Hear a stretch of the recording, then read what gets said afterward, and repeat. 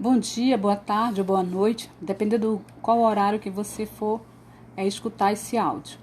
Nós já nos conhecemos porque eu já ministrei um curso para vocês no segundo semestre, no primeiro semestre de 2019. E recentemente, acho que meados de agosto, eu também ministrei outro componente para vocês que foi gestão. E nós agora vamos estar juntos para esse novo componente, que vai ser linguagem, alfabetização e letramento. Eu me chamo, para quem ainda não me conhece, eu me chamo Marilda Leite, sou professora e minha formação é em licenciatura e bacharelado em filosofia. E o meu mestrado é em educação do campo. Então nós vamos fazer a nossa apresentação do nosso componente curricular: linguagem, alfabetização e letramento. A ementa: linguagem como mediadora das interações sujeito-cultura. O aprendizado da linguagem escrita. Alfabetização e letramento. Conceito, especificidade e interrelações. Estudo dos processos de alfabetização e letramento. Métodos de alfabetização. Concepções e práticas de letramento, métodos e material didático. As experiências de alfabetização de crianças, jovens e adultos. Concepção teórico-metodológico de ensinar, aprender. A linguagem escrita em um contexto de letramento. Desenvolvimento de práticas textuais. Perspectivas político-sociais da leitura e da escrita. E literatura infantil. Qual é o nosso objetivo para a gente discutir dentro desse componente? O primeiro vai ser desenvolver a linguagem como mediadora das interações sujeito-cultura. A aplicabilidade do aprendizado na linguagem escrita e também perceber a concepção teórico-metodológica de ensinar-aprender a linguagem escrita em um contexto de letramento e desenvolver nas nossas práticas textuais.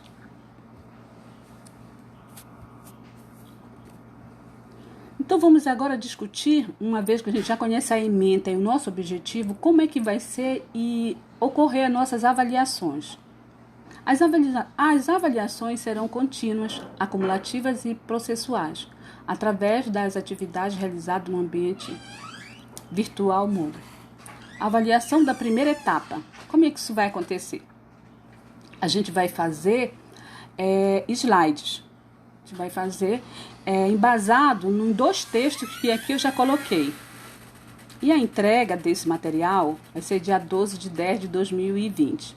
Não se preocupem que eu estou fazendo uma explanação e daqui a pouco eu vou voltar para fazer a explicação da primeira etapa e lá eu vou me remeter mais minuciosamente como vai ser a nossa avaliação. Toda a nossa avaliação ela vai ter suporte 2 textos que eu já deixei aqui para vocês. São textos com uma facilidade muito boa, não é cansativo, faz parte da nossa vida, porque linguagem e letramento, vocês vão perceber que a gente entende disso porque passamos por todo esse processo.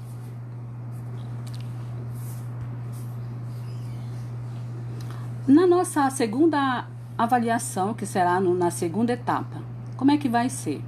Nós vamos fazer uma resenha, também vamos discutir, quando for a semana da segunda etapa, vamos discutir minuciosamente. Então, esse aqui só é uma explanação a priori do que ainda vem ocorrer e que a gente vai ter nossas aulas e a gente vai poder tirar nossas dúvidas e complementar tudo que a gente vai realizar.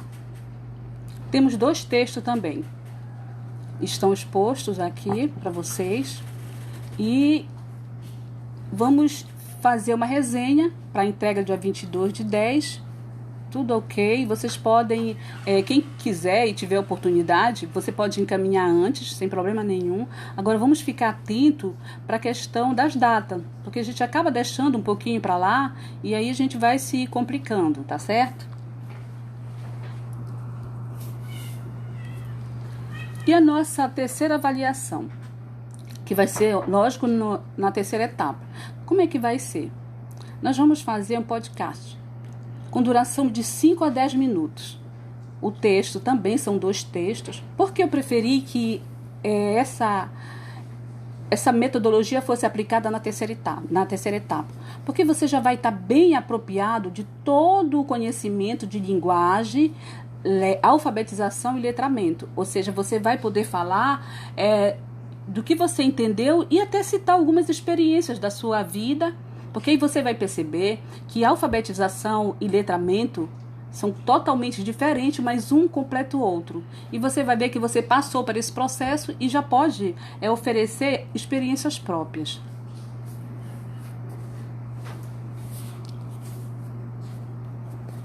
Então agora vamos explicar e conversar a respeito da nossa primeira etapa. O foco principal, o tópico, posso falar assim, da nossa primeira etapa vai ser linguagem como mediadora das interações sujeito-cultura. Quando eu me remeto a falar que a linguagem é uma interação sujeito-cultura, faz-nos pensar que eu, enquanto sujeito, eu sofro manifestações de todos os lados. Eu sofro manifestações da política, eu sofro manifestações sociais, eu sofro manifestações culturais, religiosas, as diversas manifestações que o sujeito pode estar envolvido no seu momento social ou até mesmo familiar. Então a linguagem, o que seria a linguagem? A linguagem, ela como uma prática social, denota um processo de interação que operacionaliza a vida social. Não nos cabe, em hipótese alguma, pensar que eu moro só. Muitas vezes a gente até fala, não, eu não vivo com ninguém, eu moro só. Você pode até morar só, mas a sua convivência jamais é só, porque você precisa do outro, e esse outro ele é imbuído de particularidades que só são dele. A cultura dele é diferente da sua, o seu hábito, a sua ideologia política é diferente. Então essa interação sempre vai haver. E é preciso que, pelo contrário, desde o começo do processo, vá ficando cada vez mais claro que, embora diferentes entre si, quem forma se forma e reforma, ou forma. E quem é formado, forma-se e forma o ser formado. É neste sentido que ensinar não é transferir conhecimento. Ficou um pouco complexo, né, de repente, mas é assim. Vamos supor na sala de aula, ou no seu ambiente de trabalho, porque talvez alguns de vocês ainda não estejam na docência. Na sala de aula, quando eu me remeto ao trabalho com meus alunos, algumas discussões, o professor ele está formando uma opinião, mas os alunos também formam a opinião dele mediante o que o professor pensa. Então, assim, vamos imaginar o professor como sujeito e o aluno como objeto. Essa relação sujeito-objeto, o sujeito, ora, forma e no mesmo instante o objeto forma o sujeito.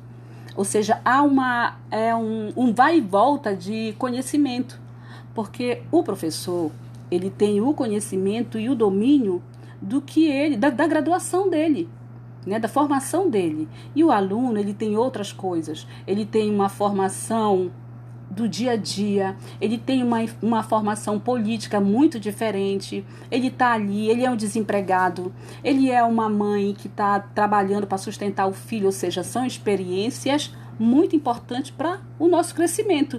E assim vai. Eu sempre falo que, enquanto professora, numa sala de aula, eu sou única e vamos por 30 alunos. Nessa relação de ganhos, eu sempre ganho mais, porque são 30 pessoas contribuindo para a minha formação pessoal, como ser humano, como mulher, como professora. Então, é esse ponto que a gente, enquanto professor, a gente tem que saber, a gente tem que apreciar e aproveitar esse ensinamento. Lembrando que professor, ele não ensina, né? Ele não transfere, ele pode acompanhar o sujeito a chegar a um conhecimento. E o espaço escolar é o mais indicado. O espaço escolar se evidencia, portanto, como uma suma importante para a inclusão de um trabalho diversificado e interdisciplinar, ao considerar iniciativas para que o processo pedagógico venha interferir em mudanças sociais. Nós vamos pensar agora, quando a gente fala de mudanças sociais, a gente vai imaginar no início desse ano a pandemia. A gente falava muito da pandemia, era pandemia. Olha só, como a nossa linguagem, ela foi enriquecida, porque dificilmente quem fala em epidemia, questões de saúde, insuficiência pulmonar é uma linguagem técnica médica. O professor ele dificilmente vai ter esse vocabulário, essa linguagem apropriada para a questão da medicina. E aí nós fomos nos acostumando a conversar, a ouvir determinados termos e fomos nos inteirando. Mas isso aconteceu como? De modo social. A gente ouvia alguém falar, a gente assistia um jornal, a gente lia uma revista e nós fomos nos inteirando. E isso foi o quê? Esse processo que a gente passou no início do ano, isso foi uma mudança social. Eu posso até falar radical porque foi do mundo todo. A gente percebe o uso da máscara. A máscara ela tornou um uso universal. Então, para você ver que tem mudanças sociais que elas são impactantes. É o caso que aconteceu da pandemia. E vamos para o outro tópico. Alfabetização e letramento. Vocês estão vendo a figura dessa menina pensar. Alfabetização e letramento. Vamos entender o que é alfabetização.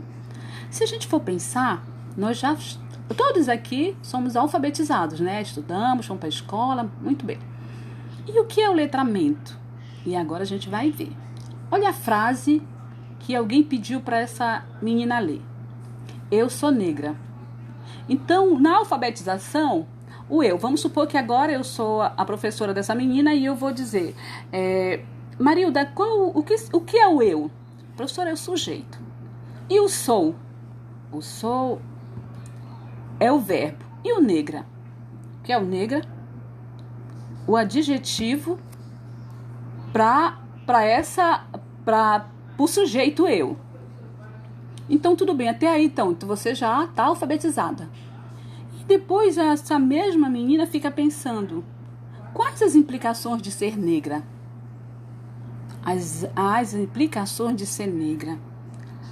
Então, com a leitura que ela fez, eu sou negra, ela vai começar a questionar essa escrita, essa frase que compõe todas essas regras do português, do nosso português. Então, nesse momento é que se dá o letramento. O letramento é aquele momento que eu já sei ler e que eu vou fazer uma interpretação crítica do que eu acabei de ler. E dentro dessa interpretação crítica, eu vou estar como sujeito desse contexto. Eu sou negra, sou negra. E o que implica isso dentro do meu contexto social, esse ser negra? Então, veja bem, a alfabetização e o letramento são termos e palavras diferentes, mas uma completa a outra.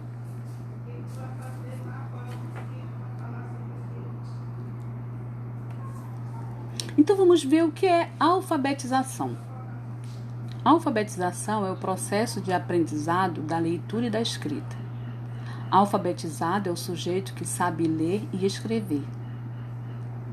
A alfabetização deixa o indivíduo apto a desenvolver os mais diversos métodos de aprendizado da língua. Então, aquilo que a gente viu ainda há pouco, né? É um processo de eu aprender a ler. Geralmente a gente começa com as vogais, depois com as consoantes, e em matemática, aquelas operações mais simples e depois as mais complexas. Então, quando eu estou alfabetizado, eu já sei ler, eu já sei ver, eu já sei pegar um ônibus para onde vai, eu sei um documento onde eu tenho que assinar. Isso vai fazendo com que eu interaja dentro desse contexto, mas com limitações. Eu posso pegar um ônibus? Posso, tá lá, o local. Mas eu não faço uma reflexão por que aquele ônibus passa sempre atrasado. Aí eu já vou fazer o quê? Uma leitura que a gente vai chamar de letramento. Uma leitura do mundo, do contexto daquilo. E o que é o letramento? Letramento é o desenvolvimento do uso competente da leitura escrita nas práticas sociais. Lembra que eu falei do pegar o ônibus atrasado? Do pegar o ônibus porque ele sempre está atrasado? Outra, o letramento. O letrado é uma pessoa letrada sabe usar a leitura e escrita de modo de acordo com as demandas sociais. Habilita o sujeito a utilizar a escrita e a leitura nos mais diversos contextos. Hoje, os grandes objetivos da educação são ensinar a aprender, ensinar a fazer, ensinar a ser, ensinar a conviver em paz, desenvolver inteligência é ensinar a transformar informações em conhecimento. Para atingir esses objetivos, o trabalho de alfabetização precisa desenvolver o letramento. O letramento é entendido como produto da participação em práticas sociais que usa a escrita como sistema simbólico e tecnologia. Então veja bem, como o letramento é importante. Senão é como se eu fosse fazer uma leitura automática da coisa, não tendo aquela perspectiva de me colocar num sujeito que vai transformar algo que eu li. Quando eu falo assim, faça silêncio, eu li. Uma pessoa que está alfabetizada, ela vai dizer, olha, eu já sei, ali está escrito faça silêncio. Quem já passou por essa etapa e já está no letramento, ele vai ter automaticamente o pensar, esse aqui deve ser silêncio, deve estar escrito silêncio por algum motivo. Não precisa ser extremamente um ambiente hospitalar, mas pode ser um ambiente de concentração, um ambiente que se exige o máximo de concentração. Então veja bem, leitura é uma coisa, letramento é outra. Então, a gente agora vai, nesse momento agora, eu já vou pedir para... Eu queria só falar mais um pouco. Continua? Então, essa foi a exposição da nossa primeira etapa. Quando nós tivermos a nossa aula, nós vamos esmiuçar isso com mais detalhes, nós vamos poder explanar isso de uma maneira mais do nosso convívio social, porque quando ele fala bem aqui, olha, o grande objetivo da educação é ensinar a aprender, ensinar a fazer, ensinar a ser. Olha esse ensinar a ser, ele é forte, né? Ensinar a ser. O que é esse ensinar a ser? Ensinar a ser compreensível, a ensinar a ser justo. Isso tudo é uma manifestação que ela nos é dada através da discussão de diversos assuntos. Então, muitas das vezes o professor, um aluno traz uma determinada questão, aí ele não fala nada. Não, isso aqui não é o momento. Eu vejo muitas pessoas falar política, futebol e religião não se discute. Se discute sim, se discute, porque é através dessas discussões que nós vamos evoluindo. Talvez a falta de discussão dessas temáticas na nossa escola, no nosso Brasil, que possa estar agora como consequências algumas coisas muito sérias, como o preconceito, a violência contra a mulher e a violência contra o outro, a questão da violência contra animais e a questão do descaso ao meio ambiente. Então, essas discussões, elas não eram tida como algo interdisciplinar.